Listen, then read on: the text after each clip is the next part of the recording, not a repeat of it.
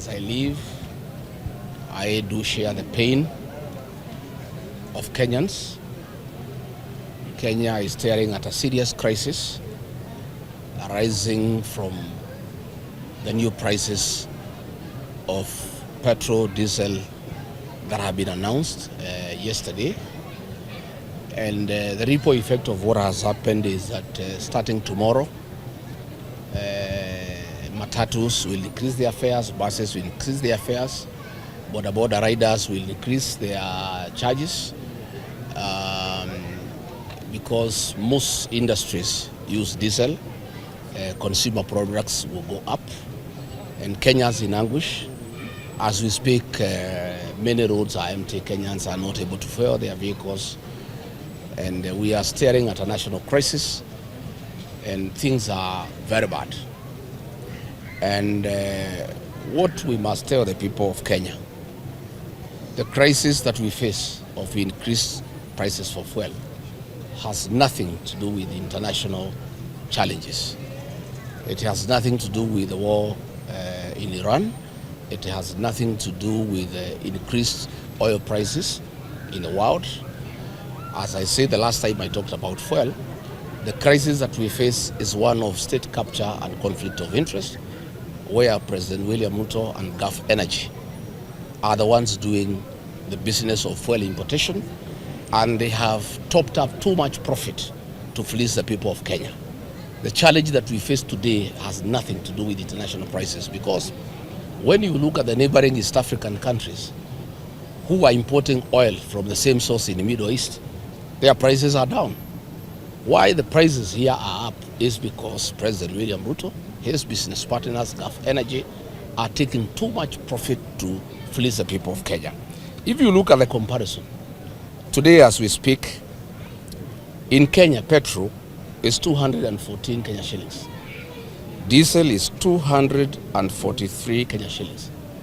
Our neighbors here in Uganda, who bring their fuel through Kenya from Mombasa by road, which means their fuel is supposed to be higher than Kenya's. A liter of petrol in Uganda is 188 Kenya shillings. A liter of diesel in Uganda is 181 Kenya shillings. If you look at Rwanda, a liter of petrol in Rwanda is 175 Kenya shillings. A liter of diesel in Rwanda is 171 Kenya shillings. Our neighbors here in Tanzania, a little bit higher, but way below Kenya. A liter of petrol in Tanzania is 204 Kenya shillings, while a liter of diesel is 210 Kenya shillings. In Ethiopia, a liter of petrol is 138 Kenya shillings, while that of diesel is 149. That tells you clearly that this problem is not international. Our neighbors are getting fuel from the same source, and their fuel is supposed to be cheaper than ours because their fuel comes through Kenya, and they have to pay extra money to get tankers from Mombasa through Nairobi to Kampala, through Nairobi to Rwanda. So what we're having as a problem in Kenya is where the president of the country is a businessman who doesn't care about his people and has decided to make profit out of his people. And that is the crisis that we are facing. First, we did not call Kenyans to go to the street. Those who went to the streets went on their own volition. And we are a responsible alternative government. We don't want to do going to the streets the way Raila used to do. The late Right Honorable Raila Odinga would call protest. 2-3 days, he would sit down with the government, and they are called off, and he is absorbed into government. And life goes on. We are very conscious that we don't want to call people to the streets in futility. What we want and what we are planning is that when we call people to the streets, there must be fruits. There must be fruition. When we go to the streets, we will not come back until the demands are met. And we did agree as the United Alternative Government that it was not just about fuel. We have so many other issues.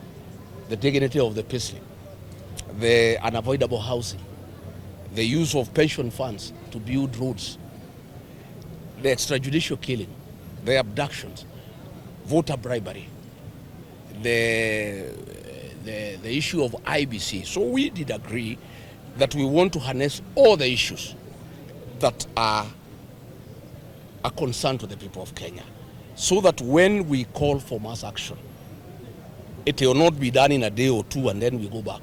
It will be done for a week, for 2 weeks, for 3 weeks, for 4 weeks, for as long as it takes until the demands are met. We were also persuaded that we needed also to engage with the other stakeholders, the agencies and the civil society.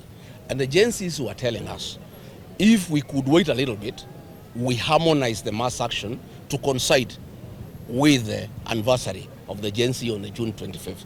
And from the way I can see, unless things really get out of hand, I think that is the best route to take, so that we harmonize all the issues that Kenyans have a problem with. We get all the stakeholders, the agencies included, who are actually very effective and with a proven track record of succeeding in terms of mass action, and we get the alternative government, the agencies, and all Kenyans of goodwill together. But in view of what has happened, in view of the hardships Kenyans are facing out of these fuel hikes, I think when we have a Zoom meeting tomorrow, we may have to review that position, and then we inform the people of Kenya. But we did not want to take the people of Kenya to the streets the way it has been done before. People are killed, people are maimed, property is destroyed, then we go and sit with Ruto and negotiate for positions in government. I think people have been very unfair to the people of Kenya. I don't think I can ever be party to such a kind of an arrangement where we take people to the streets so that we can ask the government to absorb us in government. We are not interested. When we do call for mass action, it must have an end game. Where does it end? It must end where the government gives in to the demands that we're gonna lay before it on behalf of the people of Kenya. DCP is a party of the moment, a party of the future. We raided Ruto's perceived bedroom, the Kipsigis nation. I saw the senator of Nandi saying we cannot even get 10-15%. We were there. We gave William Ruto a run for his money. His perceived stronghold, DCP landed there authoritatively and caused a storm. Our candidate got nearly 11,000 votes. That is no mean feat. This is a new party. It's 1 year old today. UDA has been there for 5 years. It's the government in power. And you can see the party of UDA is on decline. DCP is on the ascendancy. And I can tell you, arising from that by-election, we have so many people in Kericho, so many people in Bomet, so many people in Nandi, so many people in Baringo, so many people in Uasin Gishu who want now to run, because they are saying Ruto and his friends will never give them fair chance in UDA, and they want to remove them from office. So they have also realized that DCP cannot be bought. DCP cannot be intimidated. It's really the party you want to bank on, because once the DCP gives you a ticket, William Ruto cannot intimidate DCP. Even that election, actually we had won. What happened, and it's okay, millions of shillings was released the night before in 2 wards, one called Ikiring, one called Magodo, where our candidates were very strong. Door to door, 5,000 per voter. And people having problems, a few of them shifted. We lost almost 7,000 votes from that voter bribery. But the beauty of it is, you can bribe people in a by-election. You cannot bribe people in a general election. That is why we are not worried about the way William Ruto is bribing voters in by-elections to show that he is ahead. We know that there is no way you can bribe voters in a general election. Everybody will be busy. There will be governors, there will be senators, there will be MPs, there will be MCAs. The competition will be very, very strong and having so many players. And even William Ruto will also be in trouble elsewhere in the country. I don't think he'll have time to go and put money in Emurua Dikir. So we think we have done very well. I want to thank the people of Emurua Dikir. I want to really commend our candidate, Vincent Rotich, and the women campaigners who are campaigning at night. I really admire those women. I wish all our women can be like that. I want to say they have done very well. It's a victory for democracy. It's a victory for those who cannot agree to be intimidated. DCP is the party of the present and the future, the party that will form the next government, and the party that will have the majority both in the National Assembly, the Senate, and all the county assemblies in Kenya.